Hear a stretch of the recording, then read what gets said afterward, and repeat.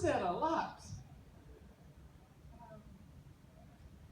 And I really wish we could sit down and talk. I really do.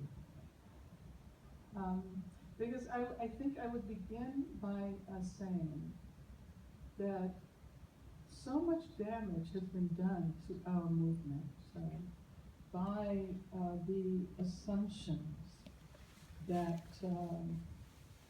that men are the human beings that really matter.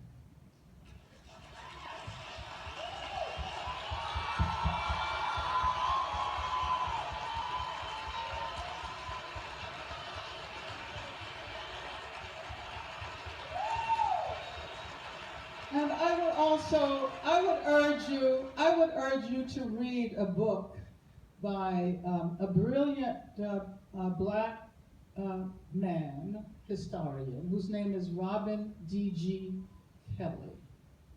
And the name of the book is Freedom Dreams, the Black Radical Imagination. And in that book, he argues that although it was suppressed, black feminism was a key to the development of black radical movements. And we forget, and if I've said this once, I've said it a million times, that the movement, the civil rights movement, the black freedom movement that we know that had its origin in the 50s. Of course, we have to go beyond that. But the Montgomery bus boycott in 1955, most people only think about Dr. Martin Luther King. And as brilliant as Dr. King was, I think his brilliance resided in the fact that he was willing to recognize that he was just a spokesperson. He didn't create that movement. And who started the Montgomery boycott? Who started it? Who? Well, yeah, Rosa Parks. She refused to. She sparked it. She was a catalyst. She was a catalyst. But many people say that she started because she was tired and didn't feel like moving to the back of the bus. But she was a seasoned leader. She was an organizer. She was an activist. She faced danger. And then, of course, when we think about the people who did not get on the bus, who made it successful, who are responsible for the fact that we're here this afternoon, you have to talk about all of the black women, domestic workers, who refused to get on the bus. They are the ones to whom we should be thankful. So, feminism asks us to be attentive to all of these issues. It's not just about men versus women or gay versus straight. It's about trying to understand reality as it is constituted.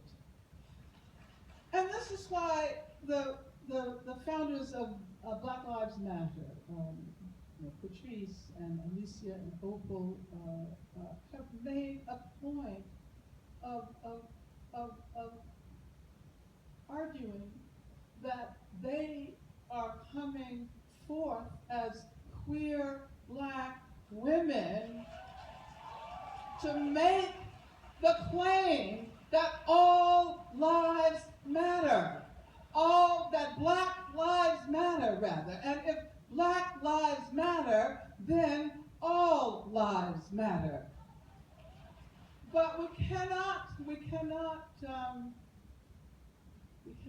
what I often call succumb to the tyranny of the universal. Where we say all lives matter.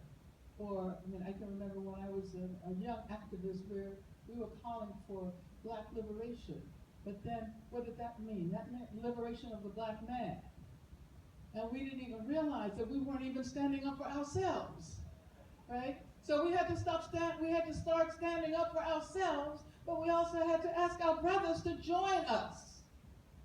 So feminism is an approach that I think everyone can benefit from, regardless of gender, regardless of race.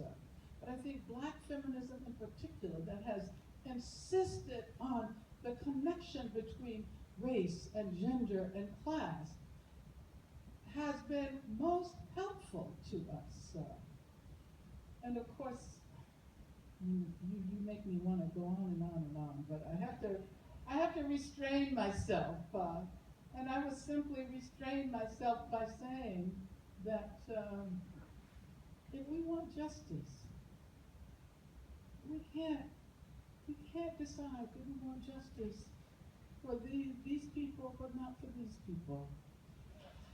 If we really want justice, it is justice for all. So therefore, our movements against racism have to be movements against sexism and against homophobia and against transphobia and against ableism and against nationalisms. And I'm so happy that this younger generation is bringing this message to the world in ways that those of us who tried to grasp these ideas initially would never have been in a position to do this. So I just want to